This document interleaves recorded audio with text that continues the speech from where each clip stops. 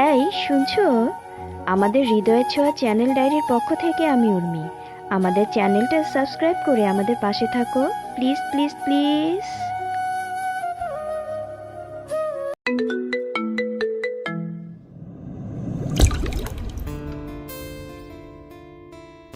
ওইভাবে দূরে দাঁড়িয়ে থাকবে নাকি আমার কাছে আসবে? তুমি চাইলে আমি কোলে করে নিয়ে আসতে পারি। অসভ্য বেটা মানুষ, সারাক্ষণ শুধু কোলে নেয়ার বাহানা।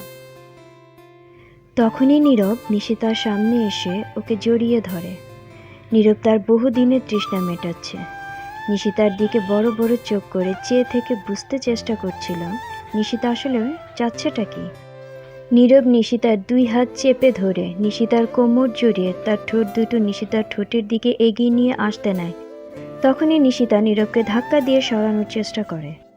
নিজের এহেন কাজে এমন একটা মুহূর্তে বাধা পড়ায় নীরব তার এক হাত দিয়ে নিশিতার দুই হাত চেপে ধরে কোমরটা আরেকটু জড়িয়ে ধরে নিয়ে এসে ধীরে ধীরে নিজের ঠোঁট দুটোকে নিশিতার ঠোঁটের মধ্যে ডুবিয়ে দেয়। বেশ কিছুক্ষণ ঠোঁটে স্বাদ নেয়ার পর নিশিতার গালে নিজের ঠোঁটগুলো বোলাতে লাগলো। হঠাৎ করেই ডান গালের তিলটার মধ্যে একটা কামড় বসিয়ে দেয়, আর তখনই নিশিতা নীরবের কোমর জড়িয়ে ধরে। এতে করে নীরবের অস্থিরতা বেড়ে যায়। সে ফোঁস করে নিঃশ্বাস ছাড়তে শুরু করে। নীরবের নিঃশ্বাসগুলো যে বাড়ি খাচ্ছে নিশিতার মুখের মধ্যে। নিশিতা অনেক চেষ্টার পরেও নিজেকে সরিয়ে আনতে পারছে না নীরবের কাছ থেকে। একসময় তাকে ধরা দিতেই হলো নীরবের বাহুবন্ধনে। অবশেষে যেন দুজনের অপেক্ষার প্রহর শেষ হয়ে নতুন দিনের সূচনা শুরু হতে চলেছে। ফ্ল্যাশব্যাক। গ্রামের পথ ধরে নিজের গাড়িটা নিয়ে যাচ্ছিল নীরব। বেশ কতখানি যাওয়ার পর তার গাড়ির চাকাটা কাদার মধ্যে আটকে যায়, আর উঠাতেই পারছে না। এতে করে যেন তার মেজাজ খারাপের চরম পর্যায়ে পৌঁছেছে। সে কখনো কোনো দিনই এই ধরনের জায়গায় আসতেই চায়নি। শুধুমাত্র তার বাবার জন্যই আসতে হয়েছে। এই 24 বছর বয়সে নীরব তার বেশিরভাগ সময় কাটিয়েছে বিদেশের মাটিতে। দেশে ফিরে এসে বেশিরভাগ সময় তার মেজাজ খারাপ থাকে, কারণ এখানকার রোডঘাট অপরিষ্কার, এছাড়াও কারো কোনো কিছুতেই ডিসিপ্লিন নেই। এই রাগটা যেন সবসময় তার নাকের ডগার মধ্যে থাকে, ঠিক যেমন এখন আছে। কে বলেছিল তার বাবাকে এই গ্রামের মধ্যে তাকে ধরে নিয়ে আসতে? বলি, বাংলাদেশে কি ঢাকার মধ্যে মেয়ের অভাব পড়েছিল? তাছাড়া সে তো বিয়েই করতে চায়নি। তবে কেন তাকে জোর জবরদস্তি করে এখানে নিয়ে আসা? গাড়ি থেকে দরজা খুলে নেমে ঠাস করে দরজাটা লাগিয়ে দিয়ে সে বলতে থাকে, আমি আর যাব না, আমি এখনই এখান থেকে ঢাকায় ফিরে যাচ্ছি। তোমাদের যেতে মন চাইলে তোমরা যাও। ডিসকাস্টিং সব রাস্তাঘাট। ভেতর থেকে শফিক সাহেব বলে ওঠেন, ধৈর্য শক্তি এত কম থাকলে হয় না। পৃথিবীতে চলতে গেলে সবার আগে হচ্ছে ধৈর্য। তাহেরা, তোমার ছেলের এক ফোঁটাও ধৈর্য নেই। এ কেমন ছেলে হয়েছে? কই তুমি, আমি তো এরকম না। ও ছেলে মানুষ, তাছাড়া বেশিরভাগ সময় দেশের বাইরে থাকায় হয়তো কিছুটা এরকম ধীরে ধীরে সব ঠিক হয়ে যাবে।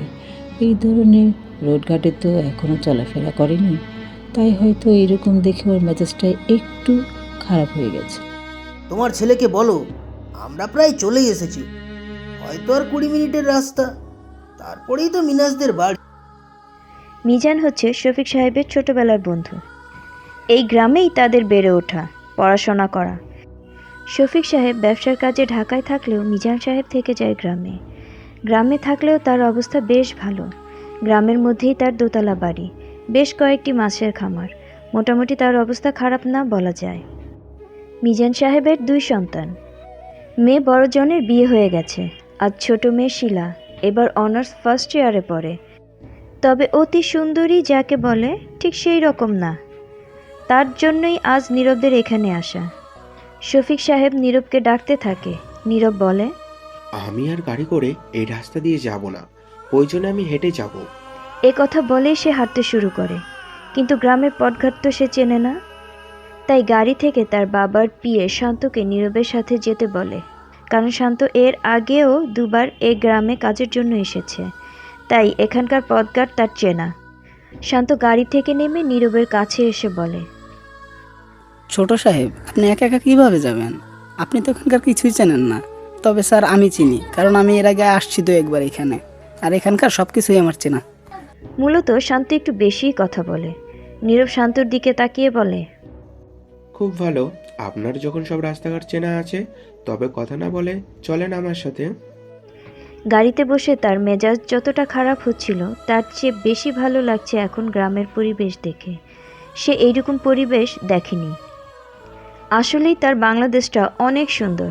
তাছাড়া তখন ছিল শীতকাল, চতুর্দিকে সরিষা ফুল, ফসলের ক্ষেতগুলো নীরবের মাঝে একটা ভালো লাগার সৃষ্টি করছিল। সে সব কিছু দেখতে দেখতে সামনের দিকে এগিয়ে যাচ্ছিল, আর শান্ত তার ননস্টপ বক বক করেই যাচ্ছিল। হাঁটতে হাঁটতে হঠাৎ করে নীরবের চোখ আটকে যায় দূরে সরিষা ক্ষেতের দিকে কিছু একটা দেখে। ধীর পায়ে সামনের দিকে হাঁটতে থাকে, আর পাশ থেকে শান্ত বলতে থাকে, ছোট স্যার, আপনি কোথায় যাচ্ছেন? রাস্তা তো এই দিকে না, আপনি ডান দিকে যাচ্ছেন কেন? রাস্তা তো বাম দিকে। রাস্তা ডান দিকে হোক, তুমি আমার সাথে বাঁ দিকে চলো। কি আর করা, শান্ত ভয়ের চোটে নীরবের পেছনে পেছনে পা বাড়ায়। হঠাৎ করে শান্ত পিছন থেকে এক চিৎকারে উল্টো ঘুরে দৌড় দিতে নিলেই নীরব এক রাম ধমক দিয়ে বলে, পাগল নাকি আপনি? হঠাৎ এই খালি মাঠের রাস্তায় এইভাবে চিৎকার কেন দিচ্ছেন? পিছন থেকে বলতে থাকে, ছোট স্যার, আর সামনের দিকে আগায়েন না, আপনি ভালো করে সামনের দিকে তাকান। ওই দেখেন, ওইখানে একটা ভূত। না না স্যার, ভূত না স্যার, পেতনি দাঁড়িয়ে আছে। আর আমি শুনছি গ্রামের খোলা রাস্তাঘাটে ভূত থাকে। দেখেন স্যার, কেমন কালো কুচকুচে চুল, ছেড়ে দাঁড়ায় আছে। আর একটু সামনে গেলে যদি আমাদের ঘাড় মুটকে দেয়। 2024-এ এসে এইভাবে যদি আপনি এরকম ভূত পেতের ভয় পান, তাহলে কি করে হবে মিস্টার শান্ত? এই ধরনের ভূত পেত নিয়ে এখনো বিলিভ করেন আপনি? আসুন তো আপনি আমার সাথে, দেখি কেমন পেতনি। যদি সত্যি সত্যি পেতনি হয়, তবে আপনাকে এর কাছেই রেখে দিয়ে যাব। স্যার, আপনি কি যে বলেন, আমি এমনি ভূত পেতনি অনেক ভয় পাই। তাছাড়া স্যার, বিয়ে করার জন্য তো আর আমি আসি নাই স্যার, আমরা তো আসছি আপনার জন্য মেয়ে দেখতে। তখনই নীরব শান্তকে এক ধমক দিয়ে থামিয়ে দেয়। শান্ত আর নীরব যখন কথা বলছিল, তখনই ধীরে ধীরে সেই কালো জিনিসটা মাথা উঠিয়ে সোজা হয়। তার হাতে ছিল একটা ঝুড়ি। সে একটা একটা করে সরিষা ফুল ছিঁড়ে সেই ঝুড়িতে নিচ্ছিল। সে যখন সোজা হয় তখন শান্ত বলে, আল্লাহ বাঁচাইছে স্যার, ওটা কোনো ভূত পেতনি না, ওইটা একটা মেয়ে মানুষ।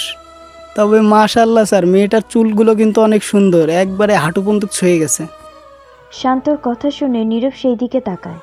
পেছন থেকে বোঝা যাচ্ছে চুলগুলো বেশ লম্বা। মেয়েটার ফুল তোলা শেষ হয়ে গেলে তখন সে ঝুড়িটা নিয়ে ক্ষেতের আইল ধরে সামনের দিকে এগিয়ে আসছিল, কিন্তু চুলগুলো খুলে থাকাতে বারবারই চুল এসে তার মুখের উপর পড়ছিল, তাই মেয়েটার চেহারাটা দেখাই যাচ্ছিল না। নীরব আর শান্ত যখন কথা বলছিল, তখনই মেয়েটা তাদের পাশ কাটিয়ে যেতে নিলেই হঠাৎ করে কিছু একটার সাথে বেঁধে ধপাস করে একটু দূরে পড়ে যায়। ওর দিকে তাকিয়ে দেখে মেয়েটা পড়ে গেছে। পড়ে যাওয়ার দরুন চুলগুলো সব সামনে এসে মেয়েটার মুখ দেখা যাচ্ছে না।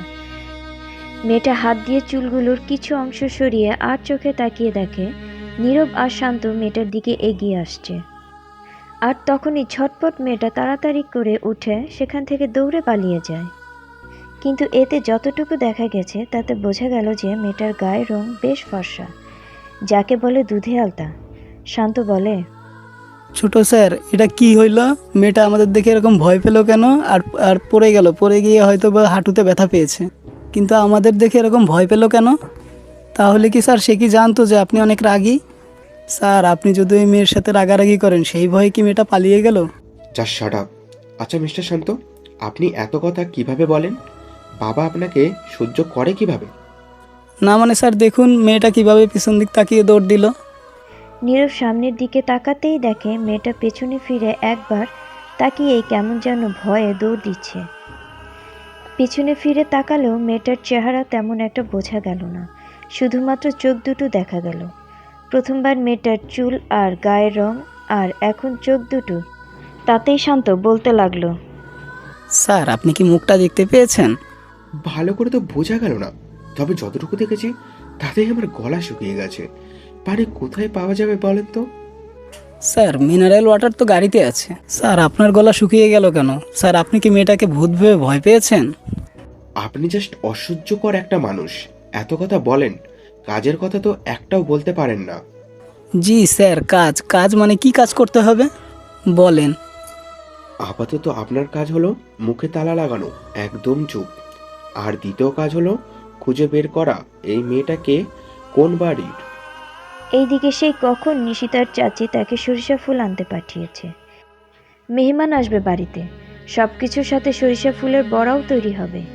সে কখন মেয়েটাকে পাঠিয়েছে এখন পর্যন্ত আসার নামই নেই। কই গো রাহেলা, হলো তোমার? ওরা তো চলে এসেছে প্রায় সামনে। আগে থেকেই টিফুটারে বলেছিলাম আগে থেকেই সব কিছু ঠিকঠাক করে রাখ, তা না আমার কথা তো শুনেই না। এখন আবার কোথায় গেল দেখি আমি। নিশিতা হচ্ছে মিজানের ছোট ভাইয়ের মেয়ে। তার ছোট ভাই হঠাৎ করে স্ট্রোক করে মারা যায়। তার ভাইয়ের বউ এর বাড়িতে ছিল। তারপর তার বাবার বাড়ির লোকজন তাকে নিয়ে আরেকটা বিয়ে দিয়ে দেয়। আর তাদের মেয়ে নিশিতার ঠাঁই হয় চাচার সংসারে।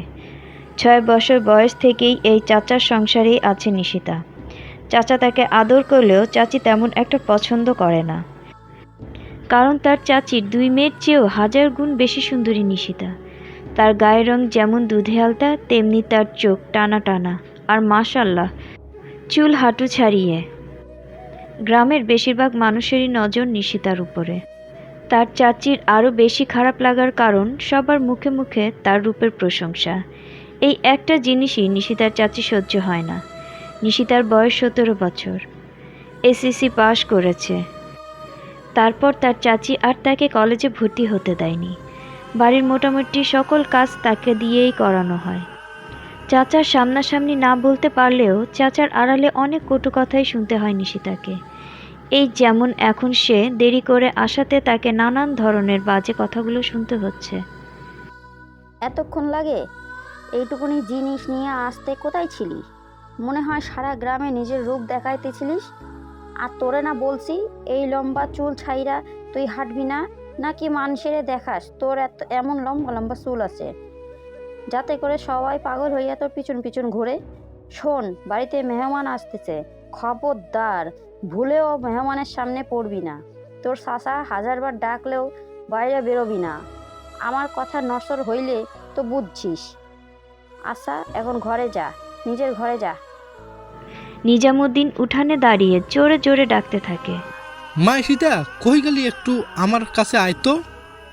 রাহেলা বেগম নিজাম সাহেবের সামনে এসে বলে, কি হয়েছে? ওই মায়ারে এত ডাকতেছো কেন?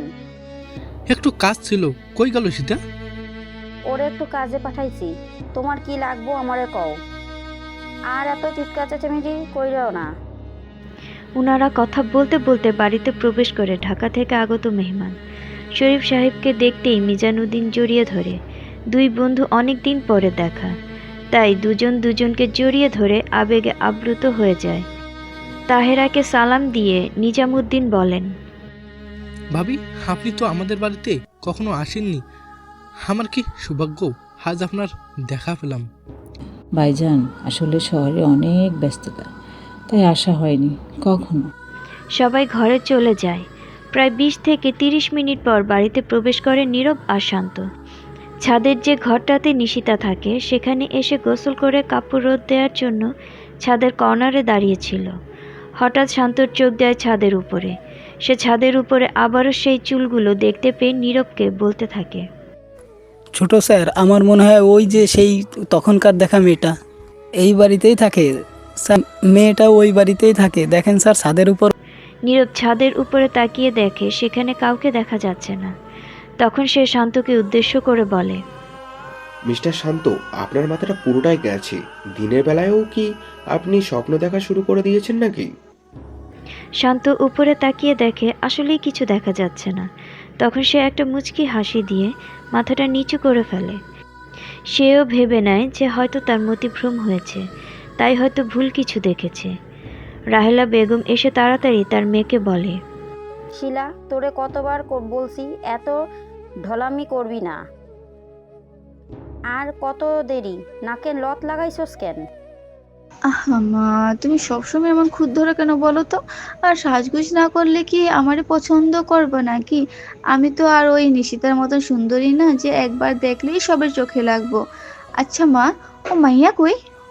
ওরে ওর রুমে পাঠাইয়া দিছি, আর বলছি যত যেন খবরদার আমি না ডাকা অবধি নিচে না আসে। এখন তাড়াতাড়ি আয় আমার সাথে। আয় তো, মেহমানদের শরবত দিতে হইব। নিজামুদ্দিন নিশিতার ঘরে যেয়ে ওকে একরকম জোর করেই নিচে নিয়ে আসে আর শরীফ সাহেবদের সামনে নিয়ে আসে এবং তার ভাইয়ের মেয়ে হিসেবে পরিচয় করিয়ে দেয়। নিশিতা ভয়ে জড়সড় হয়ে থাকে। এতে করে তাহেরা এগিয়ে এসে তার মুখে হাত দিয়ে বলে, তুমি কি সুন্দর মিষ্টি একটা মেয়ে। আমার মনে হচ্ছে তুমি কোনো কারণে ভয় পাচ্ছ। তোমার নাম কি বলো? তখনই এগিয়ে আসে রাহেলা বেগম। নিশিতাকে দেখেই তো তার মাথায় আগুন চড়ে যায়। এই মেয়েকে হাজার বলার পরও বাইরে এসেছে। রাহেলা বেগম মনে মনে বলতে থাকে, এই মেয়ে, তোর খবর আছে, তোর একদিন কি আমার একদিন। আমার কথা অমান্য করে বাইরে আসা নিজের রূপ দেখানোর জন্য, দেখিস আমি তোরে কি করি।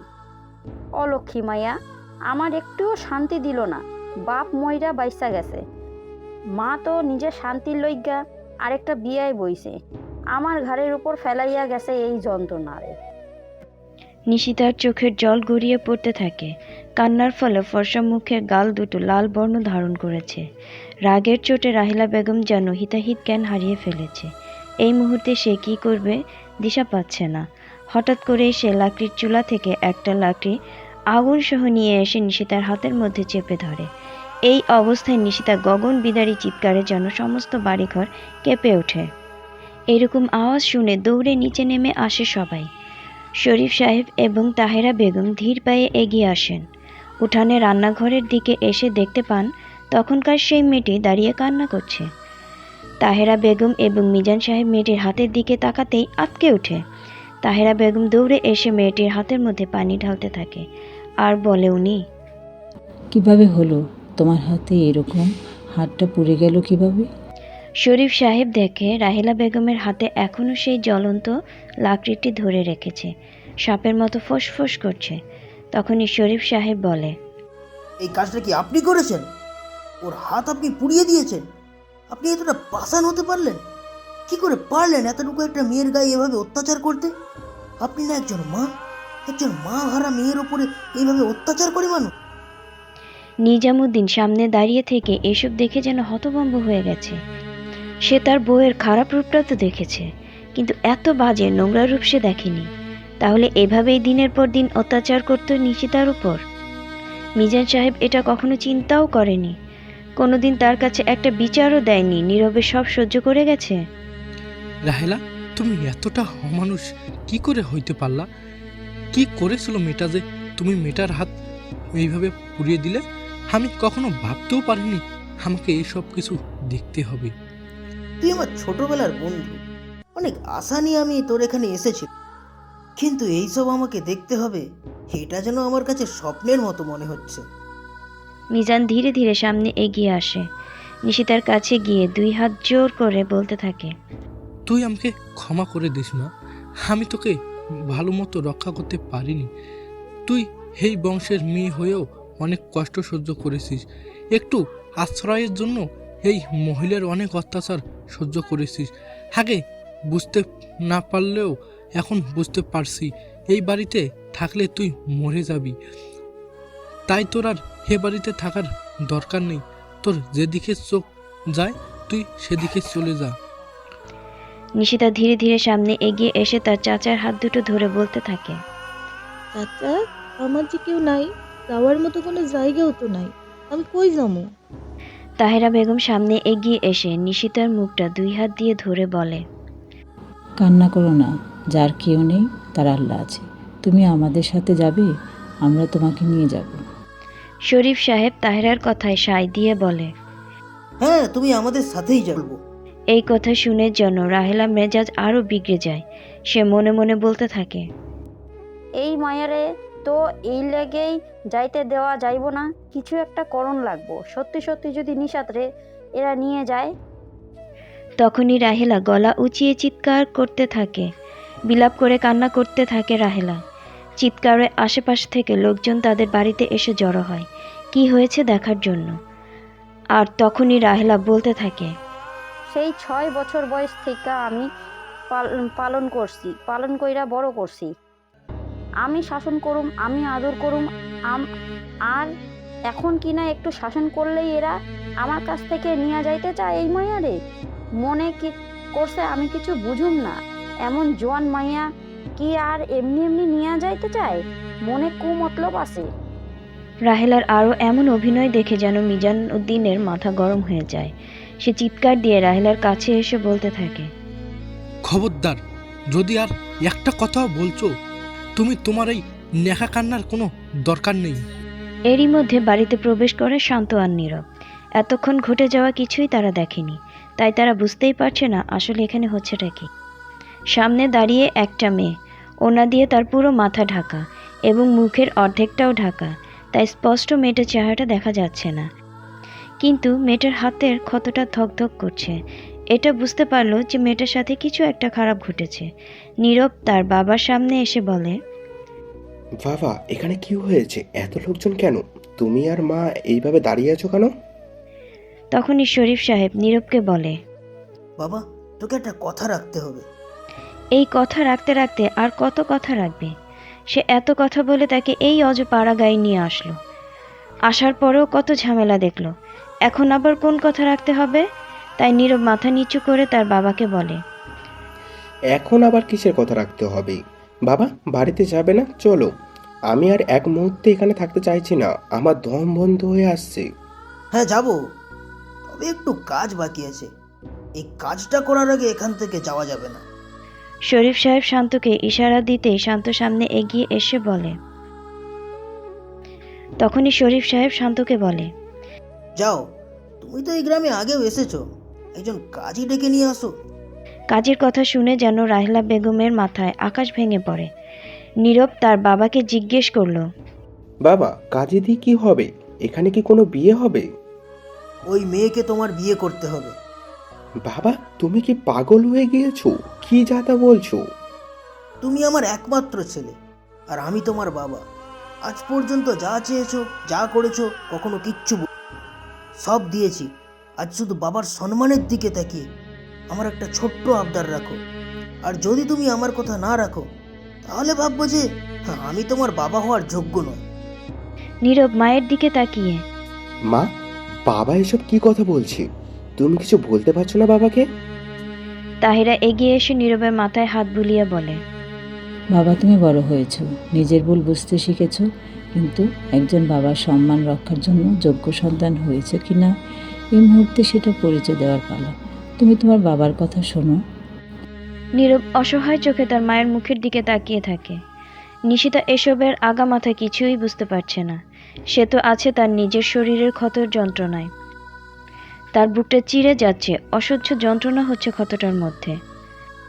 তাহিরা বেগম ধীরে ধীরে নিশিতার কাছে এসে তাকে বুকের সাথে জড়িয়ে ধরে আর বলে, তুমি ভয় পেও না, নিশ্চয়ই তোমার খুব কষ্ট হচ্ছে। এই তো আর কিছুক্ষণ। গাড়িতে বসে আছে তাহেরা, তার কাঁধে মাথা রেখে চোখ বন্ধ করে আছে নিশিতা। বোঝা যাচ্ছে না ঘুমিয়ে গেছে নাকি শুধু চোখ বন্ধ করে আছে।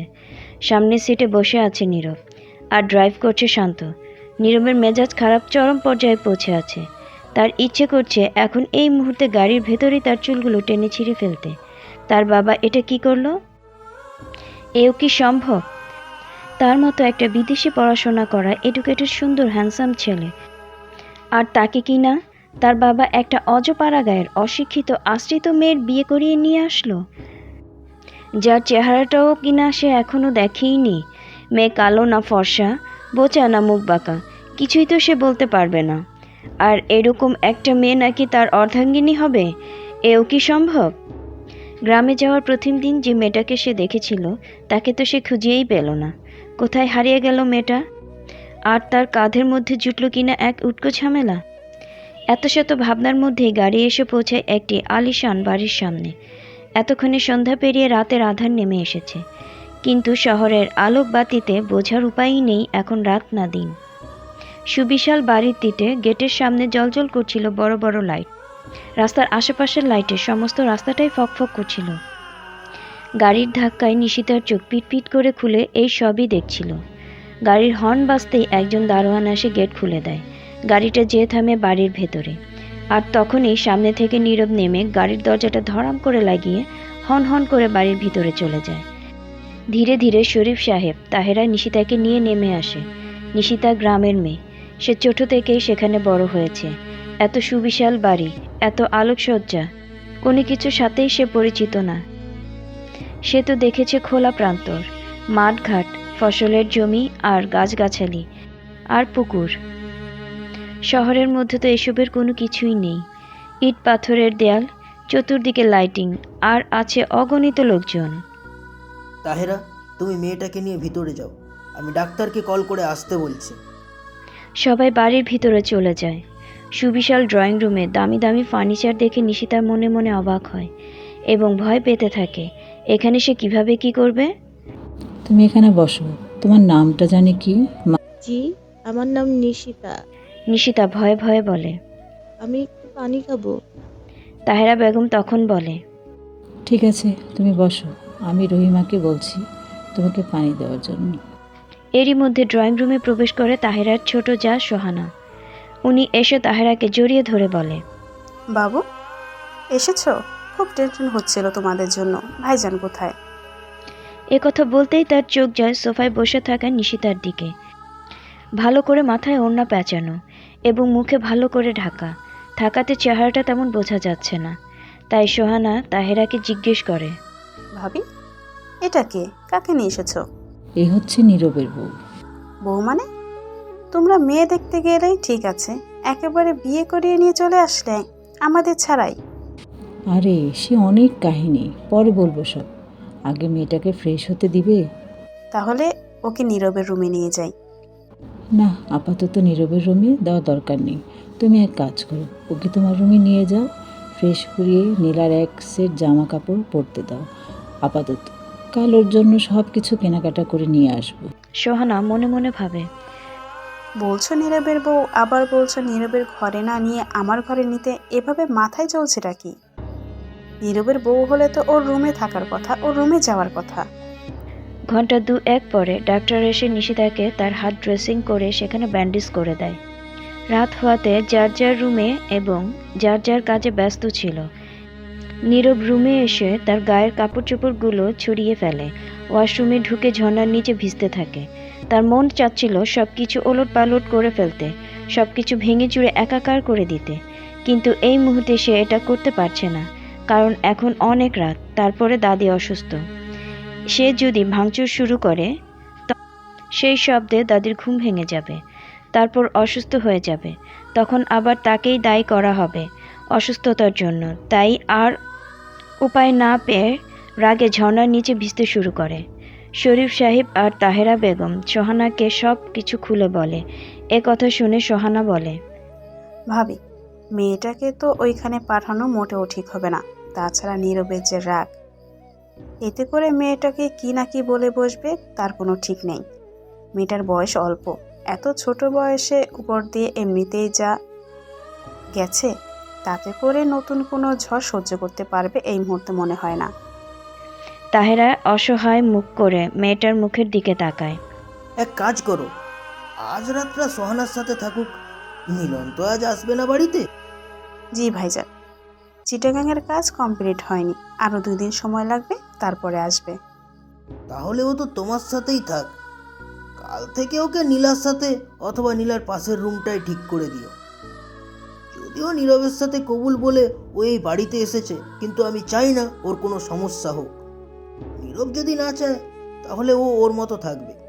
আমি এই মেয়ের দায়িত্ব নিয়েছি, আমি ওকে বাবার মতোই আদর করব এবং সমাজের যোগ্য করে তুলব। আর আপাতত ওদের বিয়ের কথাটা বাড়িতে আর কারোর বলার দরকার নেই। সবাইকে বলবা আমার বন্ধুর মেয়ে কোনো এক কারণবশত এখানে নিয়ে এসেছে। আজ থেকে ও আমাদের এখানেই আমাদের সাথেই থাকবে, আমাদের পরিবারের একজন সদস্য হয়ে থাকবে। নীরব ঝর্ণার পানিতে ভিজছে আর মনে মনে ভাবছে, এমন একটা মেয়ে যাকে আমি দেখলামই না, জানলামই না, সেই মেয়েকে কি করে পারলো আমার গলায় ঝুলিয়ে দিতে? ওই গ্রামের মেয়েটা কি পারবে আমার সাথে তাল মেলাইয়ে এই শহরের সোসাইটির সাথে মিলিয়ে চলতে? এতে করে আমাকে আরো জায়গায় জায়গায় অপমানিত হতে হবে। এ কথা বলে সে ওয়াশরুমের দেয়ালে একটা ঘুষি দেয়, আর সাথে সাথেই আঙ্গুল কেটে রক্ত বের হতে শুরু করে। রক্ত দেখে যেন নীরবের হাসি পাচ্ছে। যেখানে তার পুরো জীবনটাই বরবাদ করে দিয়েছে, সেখানে এই সামান্য রক্ত তো কিছুই না।